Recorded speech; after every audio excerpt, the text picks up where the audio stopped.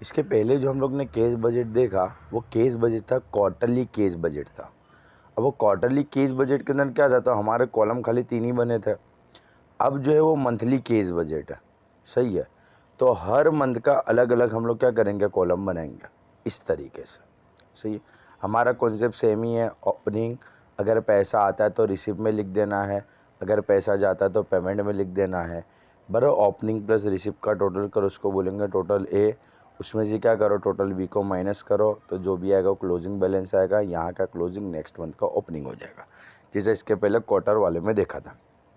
तो ये जो सम्स है इसके अंदर हम लोग करेंगे क्या, जो जो इम्पोर्टेंट चीज़ें है वो तुम्हारे को बता देता हूँ।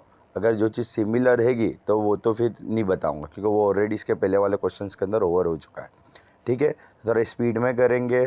तुम लोग भी क्या करो, पूरा फॉर्मेट बना लो, साथ साथ में काउंट करते जाते हैं कि ठीक है। देख पता कैसे चलेगा, तो क्वेश्चन के एंडिंग में दे देंगे क्या मंथली केस बजट बनाना है, कि क्वार्टरली केस बजट बनाना है। अच्छा, मंथली केस बजट में क्या बोला हुआ है, मिस आशा है, मैनेजर है, जेएम लिमिटेड, 1/4/2024 के बारे में बोला, मतलब अप्रैल का बोला है। इसके लिए पहला हमारा मंथ कौन सा होगा, अप्रैल। अप्रैल से 12 मंथ ले लेने के, तो लास्ट वाला मंथ तेरा जाएगा मार्च का। ठीक है, कॉलम बना के रेडी रख दो, उसके बाद फिर आगे की वीडियो देख लेना। स्टार्ट करते हैं, बराबर है। सम्स कॉलम वगैरह रेडी है तुम लोगों के, स्टार्ट करेंगे। कैश और बैंक बैलेंस कितना है, 90,000 है का, बराबर। ओपनिंग बैलेंस, तो ओपनिंग में हम लोग लिख देंगे ओपनिंग बैलेंस 90,000 अप्रैल के अंदर का। मई वगैरह का तो अब हमारे को मिलेगा नहीं, सबका प्लस माइनस करने के बाद जो लास्ट का जो क्लोजिंग होगा, यहाँ का क्लोजिंग वो नेक्स्ट में जाएगा ओपनिंग में, सही है। इसके पहले का जो सम्स हम लोगों ने बेसिक वाला करा उसके जैसा ही है कही। During the year 2024-25, she planned to purchase 20 lakh by paying a 1,50,000 cash in the month of June 2024। 20 lakh का वो फ्लैट परचेज करना चाहती है, बराबर। और डाउन पेमेंट कितना पे करा, जून के मंथ में 1,50,000 रुपये डाउन पेमेंट पे किया हुआ है। अच्छा, तुम प्रॉपर्टी वगैरह कितने की भी परचेस करो, उससे कोई लेवा देवा नहीं। पैसा कितना आया, पैसा कितना गया, उसकी सिर्फ बात करनी है, सही है। तो 1,50,000 रुपये जून के मंथ के अंदर हम लोगों ने क्या करा, डाउन पेमेंट पे करा। डाउन पेमेंट पे करोगे तो पैसा जाएगा, तो डाउन पेमेंट कर के जून के महीने के अंदर 1,50,000 रुपये लिख देंगे। नेक्स्ट आता है and balance amount by availing a housing loan. बचे कुछ पैसों की क्या करी, लोन ली, और जिसका मंथली इंस्टॉलमेंट कितना है, 15,000 है। वो पे कब से करना है, नवंबर से पे करना है। ठीक है, तो मंथली इंस्टॉलमेंट करके लिख देंगे, इंस्टॉलमेंट ऑफ होम लोन नवंबर से पे करना है, तो नवंबर से 15,000 रुपये पे कर देंगे, सही है। अगर क्वार्टरली होता तो 3-3 महीने के हिसाब से काउंट करते, जिसे इसके पहले हम लोग ने किया था। नेक्स्ट आता है, उसकी सैलरी है 50,000 पर मंथ पहले हाफ ईयर, बराबर। उसके बाद कितना हो जाता है, 5,000 का इंक्रीमेंट हो जाता है। वो तो हम लोग ने उसके पहले वाले सम्स के अंदर भी देखा था। कभी भी सैलरी होवे तो हम क्या करेंगे, नीचे हम लोग चेक कर लेंगे कुछ TDS या कुछ डिडक्ट वगैरह होता है। देखिए यहाँ पे 6 नंबर की इन्फॉर्मेशन है। TDS कितना कट होता है, 2,000 रुपये कट होता है। तो उसकी सैलरी है कितनी, 50,000 है स्टार्टिंग के 6 महीने। तो 2,000 रुपये TDS के कट करूँगा, तो पहले 6 महीने उसकी सैलरी कितनी हो जाएगी, 50 - 2 48,000, सही है। उसके बाद 5,000 का इंक्रीमेंट होता है, तो तेरी सैलरी हो जाएगी कितनी, 55,000 हो जाएगी। और 2,000 TDS के कट होंगे तो 53,000 हो जाएगी। देखे 53,000 रुपीज़, सही है। स्टार्टिंग के 6 मंथ बोले तो अप्रैल मई जून जुलाई अगस्त सितंबर, 6 महीने 48,000, बाकी के 6 महीने 53,000 सैलरी तेरी रहेगी। नेक्स्ट क्या बोला हुआ है, सैलरीज रिसीवेबल ऑन द, वो कुछ काम का नहीं है। पर इसके बाद क्या बोला हुआ है, इंटरेस्ट इनकम। अगर इसके बदले ऐसा होता ना, last day of each month, इसके बदले लास्ट डे के बदले नेक्स्ट मंथ का तेरे को बोल देते ना यहाँ पे जो, बराबर। कब का बोल देते हैं, नेक्स्ट मंथ। इसका मतलब अप्रैल की सैलरी मिलती मई की सैलरी मिलती जून। तो अगर नेक्स्ट मंथ बोल देते तो इसका मतलब क्या हो जाता कि सितंबर के पैसे मिलते अक्टूबर में, तो अक्टूबर में भी मैं 48,000 लिखता, बराबर है। ये तो क्या बोला, लास्ट डे पे मिल जाती है, मतलब अप्रैल का पैसे अप्रैल में, मई के मई में, जून के जून में, जुलाई के जुलाई में, अगस्त के अगस्त के, सितंबर के सितंबर में मिल जाता है। बट अगर ऐसा बोलते हैं कि नेक्स्ट मंथ मिलते, मतलब सितंबर के पैसे अक्टूबर में मिलते, तो ये सब में मैं क्या कहता, 48 लिखता, मतलब अक्टूबर में भी 48 लिखता, सही है ना। नेक्स्ट क्या दिया, नेक्स्ट दिया है इंटरेस्ट इनकम 10,000 रुपये मई के महीने में और 20,000 रुपये फ़ैब के महीने में मिलेगी। इनकम है तो पैसा मिलेगा, बराबर है। तो देख यहाँ पर जो लिख दिया 10,000 और 20,000, सही है। जहाँ जहाँ मिलेगी वहाँ वहाँ लिख देंगे हम लोग। नेक्स्ट आता है NSE मैच्योर, कोई भी चीज़ मैच्योर हो उसका पैसा हमारे को मिलेगा जून में और जनवरी में 20,000 रुपये मिलेगा। तो जून और जनवरी, जून में 20, जनवरी में 20, सही है। उसके बाद देख क्या दिया आएगा, उसके बाद आता है हाउसिंग एक्सपेंसेस कितना आएगा, 18,000 रुपये पर मंथ का। तो खर्चे से जो तेरे पास से पैसा जाएगा ना, देख हाउसिंग एक्सपेंस करके हर साल क्या करना है 18,000 रुपये लिख देने का, हर महीने 18,000 रुपये लिख देना। उसके बाद क्या बोला हुआ है कि भाई वो EV 2 व्हीलर परचेज़ करना चाहते हैं 70,000 का अप्रैल के अंदर, सही है। बट क्रेडिट पे, मतलब 70,000 तेरा गजुए में से गए नहीं है, मतलब अपन ने क्या करा लोन पे लिया आएगा, जिसका मंथली इंस्टॉलमेंट कितना आएगा 4,000 है। महीने के 4-4 हज़ार का हफ्ता दे दो अप्रैल से। अब तुम इंस्टॉलमेंट दोगे तो पैसा तो जाएगा ना तेरे पास से, ठीक है, बराबर है। तो सब में 4-4 हज़ार का इंस्टॉलमेंट दे दो। उसके बाद आएगा स्कूल की फ़ी है 20,000 रुपीज़ पे करनी है जून और दिसंबर के अंदर 60:40 के रेशियो में। बट 20,000 को 60:40 के रेशियो में डिस्ट्रीब्यूट करेंगे तो 12,000 ने 8,000 आएगा, बराबर है। तो 20,000 को 12,000 ने 8,000 रुपये स्कूल की फ़ी हम लोग पे कर देंगे, सही है। नेक्स्ट आता है इंश्योरेंस प्रीमियम पे करना है, अरे सॉरी, नेक्स्ट आता है इनकम टैक्स, तो ऑलरेडी हम लोग माइनस कर चुके हैं। नेक्स्ट 7 नंबर पे आता है इंश्योरेंस प्रीमियम जो भी है वो अगस्त में 15,000 रुपये और दिसंबर में 14,000 रुपये पे करना है तो वो तो पैसा तेरे पास से जाएगा, सही है। बस इसके लिए एक्सपेंसेस के अंदर पेमेंट के अंदर हम लोग लिख देंगे। नेक्स्ट आता है, नेक्स्ट है 8 नंबर। 8 नंबर पे क्या बोलना चाहता है कि भाई she intent to purchase the refrigerator, वो रेफ्रिजरेटर परचेज़ करना चाहते हैं 25,000 का और टेलीविज़न 45,000 का परचेज़ करना चाहते हैं एक्सचेंज ऑफर के अंदर, जहाँ पे ओल्ड रेफ्रिजरेटर टीवी के 5,000 और 5,000 रुपये कट कर देने में आएंगे। मतलब कि तेरे को रेफ्रिजरेटर जो 25 का है 5,000 रुपये जूने के तो कट हो जाएंगे, मतलब 20 में पड़ेगा। और टीवी 45 का आएगा 5,000 कट हो जाएंगे तो 40 का पड़ेगा। बोथ दिस आइटम में बी परचेज, सबसे ज़्यादा इंपॉर्टेंट एडजस्टमेंट ये है, बोथ द आइटम में be purchase as per the availability of cash after paying down payment of a flat. पर फ्लैट का डाउन पेमेंट पे करने के बाद अगर पैसा बचा हुआ होगा तो हम लोग क्या करेंगे, तो हम लोग ये दो चीज़ें परचेज करेंगे। अब फ्लैट का डाउन पेमेंट तो हम लोग ने कब पे किया था, देखिए यहाँ पर जो दिया था जून में, इसका मतलब कि जून के महीने में मैं चेक करूँगा, अगर पैसे बचे हुए होंगे तो हम लोग क्या करेंगे, तो इसकी एंट्री करेंगे। अगर जून में पैसा नहीं बचा हुआ तो जुलाई में नहीं होगा तो अगस्त में तो सितंबर पर चेक कर दे जाएंगे। जहाँ पे पैसा वो होगा वहाँ पे हम लोग क्या करेंगे, परचेस कर लेंगे, सही है। तो ये अभी नहीं होगा, ये कब होगा, सबसे लास्ट में होगा, सही है। तो उसको अभी हम लोग क्या करते हैं, साइड पर हटा देते हैं। उसके बाद क्या बोला हुआ है 9th नंबर के अंदर, she intent to make a payment of a housing loan by paying 1 lakh after December के बाद वो क्या करना चाहती है, हाउसिंग लोन का पेमेंट है 1,00,000 रुपये रीपेमेंट करना चाहती है। और क्या बोला, as per the availability of the fund. देख अगर जितनी भी चीज़ें हैं ना, as per the availability of cash या as per the availability of fund, उसकी एंट्री अभी होगी नहीं, उसकी एंट्री लास्ट में होगी, सबसे लास्ट में। तो ये पूरा जो है एडजस्टमेंट, ये PPF के अंदर जो इन्वेस्टमेंट करने का है, पर वो भी अभी नहीं होगा, वो भी लास्ट में होगा, सही। तो 8 नंबर 9th नंबर अभी स्किप करते, लास्ट में देखेंगे। 10th नंबर में क्या बोला हुआ है, फ्रेंड ने क्या करा, रिटर्न दी है 8,000 रुपये, जो उसने क्या करा हुआ था मिस आशा के पास से ये बोरो किए हुए थे। दिसंबर के मंथ में उसने रिटर्न दिए तो अपने पास पैसा आएगा। तो दिसंबर में देख 8,000 आए, तो इसके लिए क्या करा, रिसीव के अंदर 8,000 रुपीज़ लिख दिया। अब क्या बोला हुआ है, अब 11th नंबर का क्या कहता है, deficit if any in cash is made through short term loan from the company employ cooperative society and from any surplus cash will first be paid to the loan account.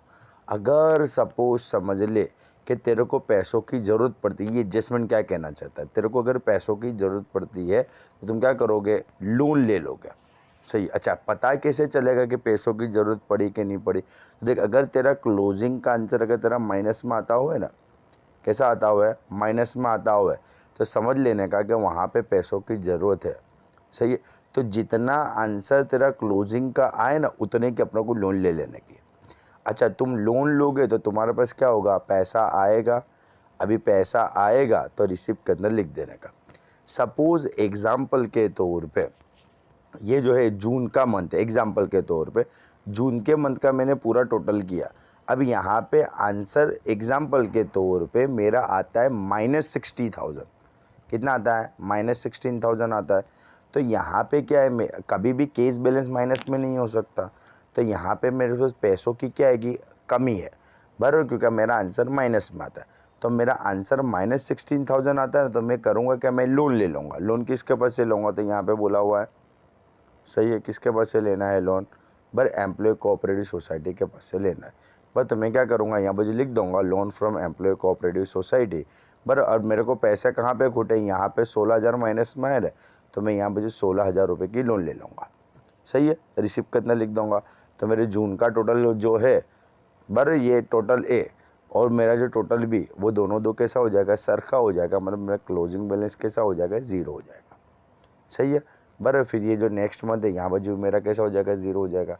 फिर ये वाले month के अंदर अगर मेरे पास पैसा होगा, suppose example के तौर पे यहाँ पे 2,000 के बदले 18,000 रुपये, एग्जांपल के तौर पे, तो मैं करूँगा कि 18,000 है, मैंने लोन कितने की ले ली, 16,000 की, तो मैं क्या करूँगा, यहाँ पर जो रीपेमेंट ऑफ लोन करके 16,000 रुपये पे कर दूँगा।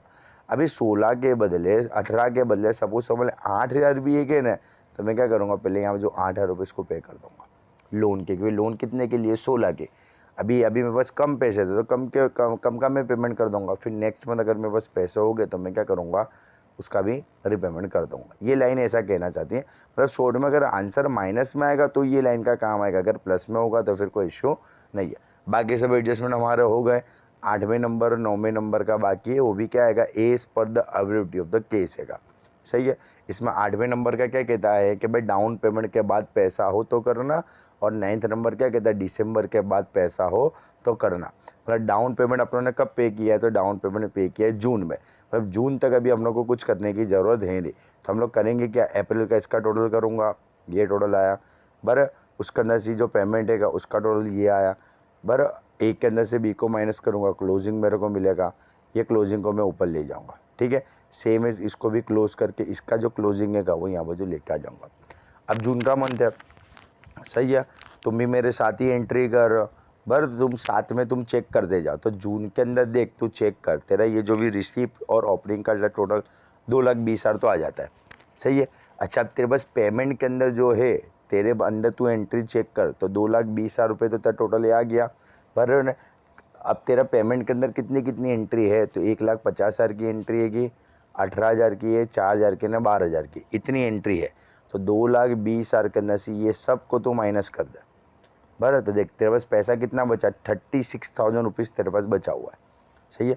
तो जून वाला एडजस्टमेंट देख था क्या, तो जून वाला एडजस्टमेंट ऐसा था कि भाई अगर हमारे पास पैसा होगा तो हम क्या करेंगे, रेफ्रिजरेटर 25,000 का खरीदेंगे और टेलीविज़न 45,000 का खरीदेंगे, जिसके अंदर जूना जो है ओल्ड वाला रेफ्रिजरेटर और टेलीविज़न हम देंगे तो 5,000 रुपये कट हो जाएंगे। मतलब कि रेफ्रिजरेटर खरीदने के लिए 25 में से 5 जाएंगे तो 20,000 रुपये, और टीवी आएगा कितने का, 45 माइनस 5, तो 40,000 का टीवी आएगा। अभी हम लोग ने जून के अंदर प्लस माइनस करके चेक करा, तो हमारे पास तो 36,000 बैलेंस बचता है। तो अगर मैं 36,000 बचता है तो मैं दो चीज़ें तो परचेज़ नहीं कर सकता हूँ ना, पर 36 के अंदर क्या होगा, मेरा रेफ्रिजरेटर आ जाएगा, बराबर, क्योंकि रेफ्रिजरेटर है कितने का, 25 का, उसमें से 5 चले जाएंगे तो कितने का आएगा, 20,000 का आएगा। मेरे पास 36,000 रुपये पड़े हुए हैं, बराबर है। तुमने चेक किया, बराबर, तुम्हारे हिसाब से 36,000 रुपीज़ बचे हुए हैं, तो मैं करूँगा क्या, परचेज़ कर दूँगा रेफ्रिजरेटर 20,000 का। प्लस माइनस करूँगा तो 16,000 यहाँ बचेंगे, 16,000 ऊपर ले जाऊँगा। यहाँ जो प्लस माइनस का 64 है, या नीचे सिर्फ 2 ही एंट्री है। अभी ये मंथ के अंदर देख, अभी भी क्या है कि आप लोगों को 2 चीज़ें खरीदने की थी। इसके पहले वाले मंथ में खाली अपने पास कम पैसे बचे हुए थे, 36,000 बचे हुए थे, तो हमने क्या करा, वो वाले मंथ रेफ्रिजरेटर परचेज़ कर दिया। अब ये वाले मंथ हम लोग चेक करेंगे क्या टीवी जितने 40,000 है 45 का टीवी, उसमें से 5,000 रुपये ओल्ड टीवी के कट हो जाएंगे। तो क्या 40,000 रुपये हमारे पास अवेलेबल है? अगर है तो हम लोग खरीद लेंगे। देख जुलाई के अंदर कितने पैसे अवेलेबल थे? 42,000 थे। सही है, 64 में से ये दोनों माइनस हो जाएंगे क्योंकि ये दोनों की अपनों ने एंट्री की है। तो कितने बचते हैं? 42 बचते हैं। 42 बचते टीवी तो है कितने का? 40 का आएगा। तो मैं क्या करूँगा? 40 का टीवी परचेस कर लूँगा। अगर एग्जाम्पल के तौर पे कि भाई 42 के बदले 32 बचता है, तो तेरा टीवी तो कितने का है? 40 का आएगा ना। तब 32 में तो तेरा टीवी आएगा नहीं, 32 में तेरा टीवी आएगा नहीं। तो ये वाले मंथ हम लोग परचेज़ नहीं करेंगे, फिर हम नेक्स्ट मंथ जाके चेक करेंगे। मतलब मोरल ऑफ द स्टोरी क्या है कि भाई जितने पैसों की जो चीज़ है, अगर उतने पैसे अवेलेबल हो तो परचेज़ करना है, अगर नहीं है तो नेक्स्ट मंथ जाओ, अगर तब भी नहीं है तो उसके नेक्स्ट मंथ जाओ।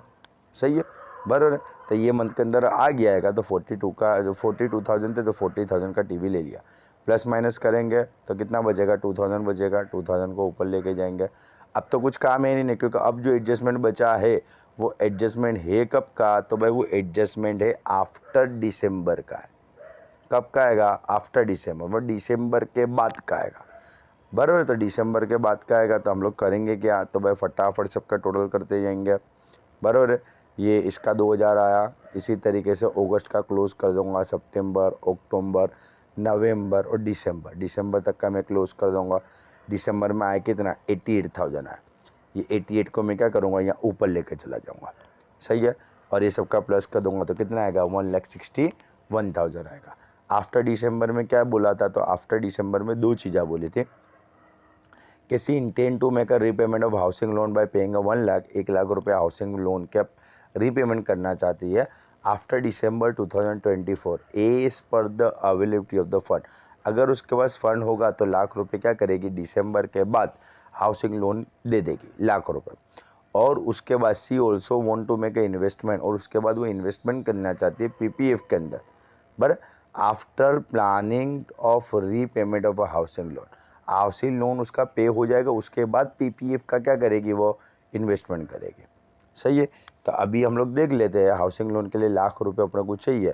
तो हम लोग आफ्टर दिसंबर बोला तो जनवरी के अंदर मैंने चेक किया 1,61,000 था। बराबर है, और ये सब खर्चे वगैरह जो मैंने माइनस किए तो मेरे पास हजू भी 1,24,000 रुपये बचे हुए थे। सही है, ये तुम एंट्री करोगे बेटा तो ही पता चलेगा, विदाउट एंट्री कुछ खबर नहीं पड़ेगी, सब बाउंस जाएगा। इसके लिए पहले बोला कि मेरे साथ साथ एंट्री करते जाओ। बर 1,61,000 है, उसमें से 1, 2 ने 3 चीज़ें थी, उसको माइनस किया, 1,24,000 रुपये बचते हैं। कैलसी में चेक कर, सही है ना? 1,24 बचा। अभी अपनों क्या करना है? लोन कितना रीपेमेंट करना है? 1,00,000 रुपये करना है। अब बचेंगे कितने? 24 बचेंगे। तो ये वाले मंथ तो हम लोग इन्वेस्टमेंट नहीं कर सकते ना, क्योंकि इन्वेस्टमेंट है कितने का? पीपीएफ का इन्वेस्टमेंट है का 55,000 रुपीज़ का है। सही है, तो 55,000 का इन्वेस्टमेंट है का, जबकि अपने पास बचते कितने? 24। तो 24 यहाँ का क्लोजिंग नेक्स्ट में ले जाऊँगा ओपनिंग। प्लस माइनस क्या? 97,000 आएगा। ये वाले मंथ के अंदर भी मैं चेक करूँगा क्या पैसे पड़े हुए हैं क्या। तो ये वाले मंथ के अंदर मेरे पास 60,000 रुपीज़ बचता है। 97 में से 1, 2 और 3 को माइनस कर दिया। पर तो मेरे पास कितना बचता है? 60,000 रुपीज़ बचता है। तो मैं क्या करूँगा? 55 का पीपीएफ के अंदर इन्वेस्टमेंट कर दूँगा। सही है, कर दिया। तब बचा कितना? 5,000। सब एडजस्टमेंट ओवर, कुछ भी बचा नहीं है का। बस तो 5,000 यहाँ पर जो ओपनिंग क्लोजिंग, यहाँ का ओपनिंग, इसको प्लस करो, इसमें से माइनस करो, 21,000 तेरा केस बचेगा। सही है, सीधा ने simple. Monthly case budget with important adjustment, ज़्यादातर पेपर के अंदर ये दो एडजस्टमेंट तेरे को पूछे गए। सही है, और मैंने एक्स्ट्राऑर्डिनरी ये जो डेफिसिट केस बैलेंस वाला जो था, अगर तेरा आंसर माइनस में तो लोन ले लेना है, फिर नेक्स्ट मंथ लोन को रीपेमेंट कर देना है, वो भी हम लोग ने कंप्लीट कर दिया। सही है, थैंक यू।